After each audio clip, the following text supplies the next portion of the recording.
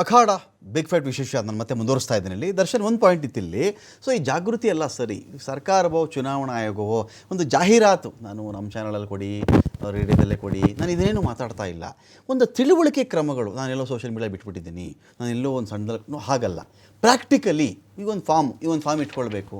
ಒಬ್ಬರು ಅಕ್ಷರಸ್ಥರು ಅನಕ್ಷರಸ್ಥರು ಕೇಳ್ತಾರೆ, ಅವರು ಇಂಥ ಫಾರ್ಮ್ ಇಟ್ಕೊಂಡು ನೋಡ್ರಿ ಇಲ್ಲಿ ಥರ ತುಂಬ್ರಿ ನೀವು ವಿಧಾನಸಭಾ ಸಂಖ್ಯೆ ಇಂತಿಂಥ ಕ್ಷೇತ್ರಕ್ಕೆ ಇಂಥ ಸಂಖ್ಯೆ ಬರ್ತಾ ಇವೆ, ಒಂದು ರೋಲ್ ಆಗಲಿ. ಅದು ನೋಡಪ್ಪ ನೀನು ಇಂಥ ವಿಧಾನಸಭೆಗೆ ಇಂಥ ಸಂಖ್ಯೆ ಬರುತ್ತಯ್ಯ, ಇಂಥವ್ರು ಕೇಳಿದ ಇಂಥ ಸಂಖ್ಯೆ ಹೇಳ್ತಲ್ಲ, ಒಂದು ತಿಳುವಳಿಕೆಯನ್ನು ಮೂಡಿಸ್ತೆ ನೀವು ಇದಕ್ಕೆ ತೋರ್ಸೋಕ್ಕೆ ಇಂಟ್ರೆಸ್ಟ್ಗಿಂತ ಚುನಾವಣಾ ಆಯೋಗದವರು ಈ ಶಾದಿ ಮಹಲ್ಲು, ಕಲ್ಯಾಣ ಮಂಟಪ ಇದನ್ನ ಬಗ್ಗೆ ಗಮನ ಕೊಡ್ತಾ ಇದ್ದಾರಲ್ಲ. ಯಾಕಿದು ಎಷ್ಟು ದಿನ ಆರೋಪ ಮಾಡ್ಕೊಂಡು ತಿರುಗಾಡೋದು? ಅಟ್ ದ ಸೇಮ್ ಟೈಮ್ ಇದು ರೂಲಿಂಗ್ ಪಾರ್ಟಿಯದು ಮಾತ್ರ ಕೆಲಸ ಆಗಲ್ಲ. ಕಲ್ಯಾಣ ಮಂಟಪಕ್ಕೆ ಕರೆದು ಬಿಟ್ಟರೆ ರೂಲಿಂಗ್ ಪಾರ್ಟಿಯವ್ರಿಗೆ ಮಾತ್ರ ಅಲ್ಲಿ ರೋಡ್ ಹಾಕ್ತಾರೆ, ಬೇರೆಯವ್ರಿಗೆ ಹಾಕಲ್ಲ ಅಂತೇನಿಲ್ಲ. JDSನವ್ರು ಯಾರನ್ನ ಬೇಕಾದ್ರೂ ಕರ್ಕೊಳ್ಬಹುದು ತಿಳುವಳಿಕೆ ಮೂಡಿಸೋ ಸಲುವಾಗಿ. ಬಟ್ ಪ್ರಕ್ರಿಯೆಗೆ ನೀವು ಹಾಲ್ಗಳನ್ನು ಬುಕ್ ಮಾಡುವಂತಿಲ್ಲ ಅಂತ ಯಾಕೆ ಯಾರು ಮಾಡ್ತಿಲ್ಲ? ಇದು ನಿಮ್ಮ ಸರ್ಕಾರದ ಕೆಲಸ ಅಲ್ವಾ? JDS ಕೆಲಸ ಅಲ್ವಾ ಇದು? ಅಲ್ಲ, ನಿಮ್ಮಲ್ಲಿರುವಂತ ಪ್ರಬುದ್ಧತೆ ಜ್ಞಾನೇಶ್ ಕುಮಾರ್ ಅವ್ರಿಗೆ ಇದ್ದಿದ್ರೆ ಈ ದೇಶದಲ್ಲಿ ಯಾವುದೇ ಚುನಾವಣೆ ಅಕ್ರಮಗಳ ಆಗ್ತಾ ಇರಲಿಲ್ಲ. ಯಾಕೆಂದ್ರೆ ಇದು ಅಡ್ವರ್ಟೈಸ್ಮೆಂಟ್ ಕೊಡುವಂತ ಹೊಣೆಗಾರಿಕೆ ಎಲೆಕ್ಷನ್ ಕಮಿಷನ್ ಆಫ್ ಕರ್ನಾಟಕಕ್ಕಿರೋದು. ಸರ್ಕಾರ ಈಗ ತಿಳುವಳಿಕೆ ಮೂಡಿಸುವಂತ ವಿಚಾರಕ್ಕೆ ಅವ್ರನ್ನ ಬಾಂಗ್ಲಾದೇಶದವರು ಅಂತ ಜರಿಯುವಂತ ಸನ್ನಿವೇಶ ಬಂದು ಯಾವ ಮಟ್ಟಕ್ಕೆ ಭಯ ಪಡ್ತಾರೆ ಸರ್. ನನಗೆ ಬಹಳ ನೋವಿನ ಸಂಗತಿ ಏನು ಅಂದ್ರೆ, ಅದೇ ರಾಮನಗರ ಜಿಲ್ಲೆಯಲ್ಲಿ ದೇವೇಗೌಡರು ನಿಂತು ಗೆದ್ದಿದ್ದಾರೆ, ಅದೇ ರಾಮನಗರ ಜಿಲ್ಲೆನಲ್ಲಿ ಕುಮಾರಸ್ವಾಮಿ ಅವರು, ಅವ್ರ ಮಗ ನಿಖಿಲ್ ಅವರು, ಅವ್ರ ಮಡದಿ ಅನಿತಾ ಅವರು, ಅವ್ರ ಬಾವ ಡಾಕ್ಟರ್ ಮಂಜುನಾಥ್ ಅವರು ನಿಂತಾಗ ಕೆಲವರು ಗೆದ್ದಿದ್ದಾರೆ, ಕೆಲವೊಮ್ಮೆ ಸೋತಿದ್ದಾರೆ. ಅವತ್ತು ನಿಮಗೆ ಅವರು ಬಾಂಗ್ಲಾದವರು ಪಾಕಿಸ್ತಾನದವರಾಗಿ ಕಾಣಿಸ್ಲಿಲ್ಲ.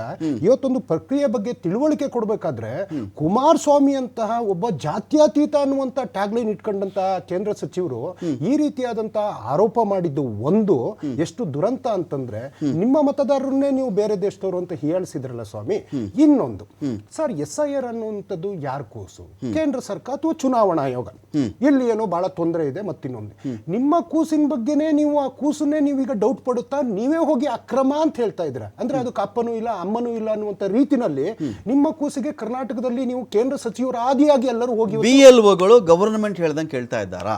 ಸರ್ಕಾರಿ ಸಂಬಳ ಪಡೆಯುವ ಶಿಕ್ಷಕರುಗಳು ಸರ್ಕಾರ ಹೇಳಿದಂತೆ ಶಾದಿ ಮಹಲ್ ಬುಕ್ ಮಾಡ್ತಾ ಇದ್ದಾರಾ? ಅವರು ಮನೆಗೆ ಹೋಗ್ತಾ ಇಲ್ವಾ? ಫಾರ್ಮ್ಗಳನ್ನು ಕೊಟ್ಬಿಟ್ಟು ಒಂದು ಕಡೆ ಬಂದುಬಿಡಿ ಎಲ್ಲರೂ ಅಲ್ಲೇ ಫಿಲ್ ಮಾಡಿಕೊಡ್ತೀವಿ ಅಂತೇಳಿ ಸರ್ಕಾರಿ ಸಂಬಳ ಪಡೆದುಕೊಳ್ಳುವ ಶಿಕ್ಷಕರು BLOಗಳು ಆ ಥರ ಮಾಡ್ತಾ ಇದ್ದಾರಾ? ಸರ್, ಅವರಿಗೆ ತರಬೇತಿ ಕೊಟ್ಟಿರೋದು ಎಲೆಕ್ಷನ್ ಕಮಿಷನ್ ಆಫ್ ಕರ್ನಾಟಕ. ಸರಿ. ಆಮೇಲೆ ಕಾಲಾವಧಿಯನ್ನ ನಿಗದಿ ಮಾಡಿರೋದು. ಇವರೇನೋ ಹೇಳ್ತಾ ಇದ್ರು, ಏನಕ್ಕೆ ಇಷ್ಟು ತರಾತುರಿ, ಯಾಕೆ ಟಾರ್ಗೆಟ್?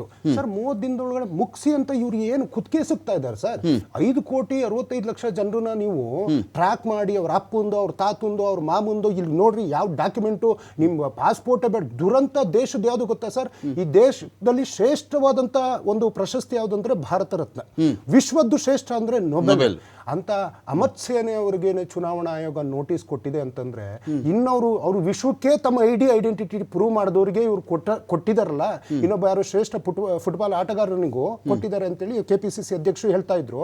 ಇನ್ನು ಸಾಮಾನ್ಯ ಜನರ ಪರಿಸ್ಥಿತಿ ಏನಾಗಬೇಕು? ನಾನು ಭಾರತ ರತ್ನ ಪಡೆದಂತ ಮೇಧಾವಿ ಬಗ್ಗೆ ನಾ ಮಾತನಾಡಿದ್ನಲ್ಲ ಸರ್. ಈ ರೀತಿ ಒಂದು ಸಮಯವನ್ನು ಕಮ್ಮಿ ಕೊಟ್ಟಿದ್ದಾರೆ. ಯಾವುದೇ ಆಗ್ಲಿ ಎಕ್ಸ್ಟೆಂಡ್ ಮಾಡಬೇಕು ಸರ್.